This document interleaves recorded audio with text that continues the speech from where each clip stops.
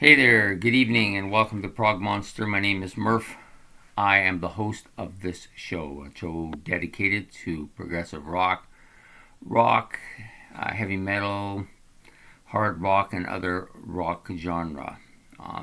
Today we're doing episode 3 of rock and roll greats that have thrilled us but have passed on. Today we're doing 1966. And I have two chosen people. One of them actually is a jazz musician, jazz vocalist actually, and I chose him because of the people that were available for me to choose. He seemed to be the most interesting of the bunch. So we'll start with him and then we'll do the other one who's a rock musician. Okay, so the first one is Dave Lambert.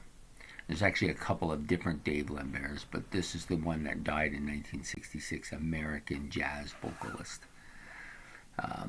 He was born June the 19th, 1977 in Boston, Massachusetts, and he died October the 3rd, 1966 at the Connecticut Turnpike, and yes, of course, it was an accident. Killed in an automobile incident. I guess incident is probably the better term since there's been different stories about how he died. Some people say he was changing a tire on the turnpike and was hit by a transport. Others say him and another gentleman were killed assisting somebody. So I'm not really sure what happened, but nevertheless, he's gone. But he did leave a bit of a legacy for the jazz musicians. So he was a vocalist in the jazz genre. His years active were 1940 to 1966. There's not much information on his family, so we're just going to skip through that.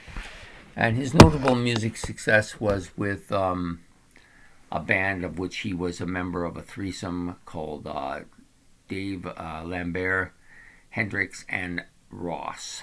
And they were a jazz trio, basically. And he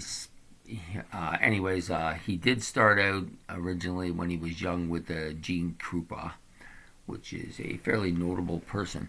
And there's not really a lot of information on this gentleman. However, it suggests that he was a good vocalist in the jazz genre.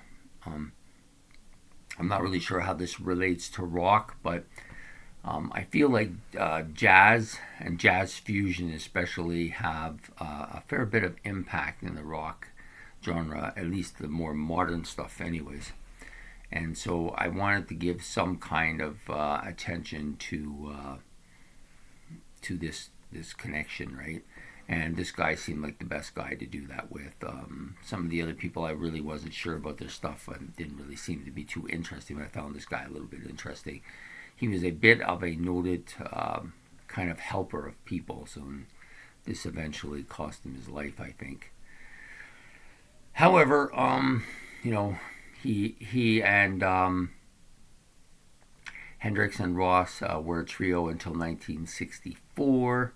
At this time, Ross left the band, and him and Hendrix auditioned for a contract of which I think that they did not succeed in getting. But at any rate, he was an American jazz musician. So there isn't much more to say about him other than I found it a little bit interesting, his lifestyle.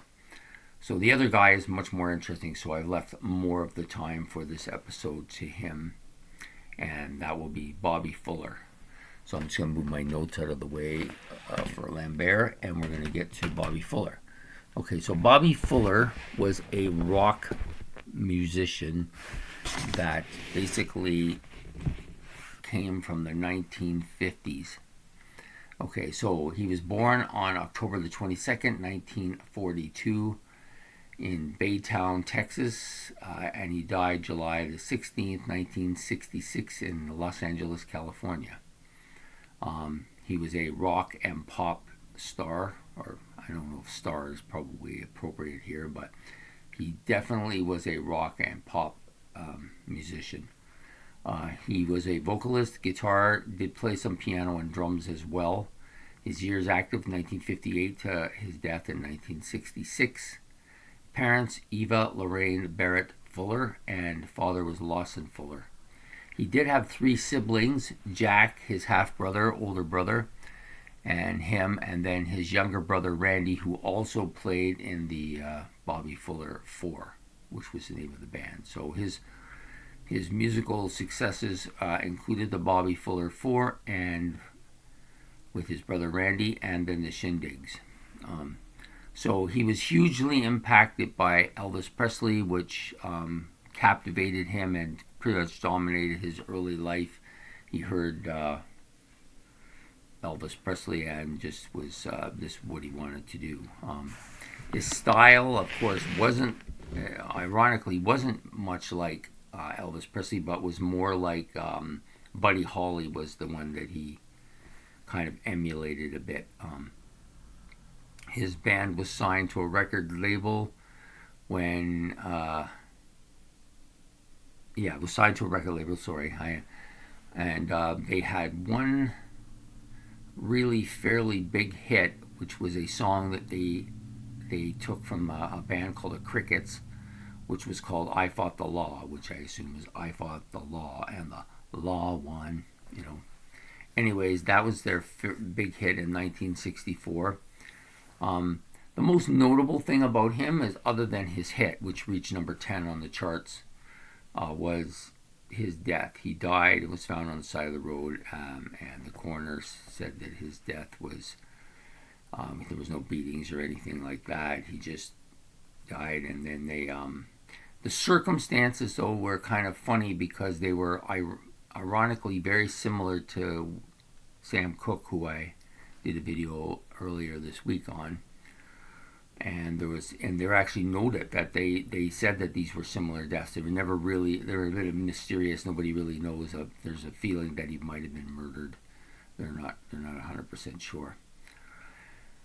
So this man, was impacted, of course, by 1950s music. Even once it got into the 60s and he was listening to more of the Beatles stuff and stuff like that, he still was hugely impacted and still emulated Buddy Holly and still was into that rock type music. So Buddy Holly was the main influence here, I think, even though he initially said that Elvis was his idol.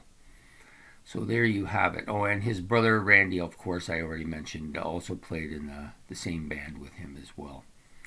So there you have it. Bobby Fuller 4 from the 1960s, and I hope you enjoyed this video. This video was a little bit challenging because I don't know as much about these 2 artists as I have on some of the other ones, but I just found it was kind of interesting that Fuller and Sam Cooke had that similarity, and so you learn these things by getting out there and finding out about his biography and that kind of stuff. So if you're interested, you could punch in his name and the song I Fought the Law, and you can hear his version of it, which is pretty good, pretty good, pretty solid stuff. So I hope you've enjoyed this video. The next video will probably occur on Sunday morning, and that'll be my 1967 one. We're starting to move along here. We'll get start getting some more known people who I probably have more connection with and will have more impact on me personally and on the rock genre personally. I guess I started out in the year I was born and there wasn't as much going on. So anyways, if you like this video and you want to hear more, please like and subscribe. And we'll be talking to you very soon for episode 4, which will come on Sunday. So you have yourself a good morning and a good day. This is Prog Monster signing off. Take care.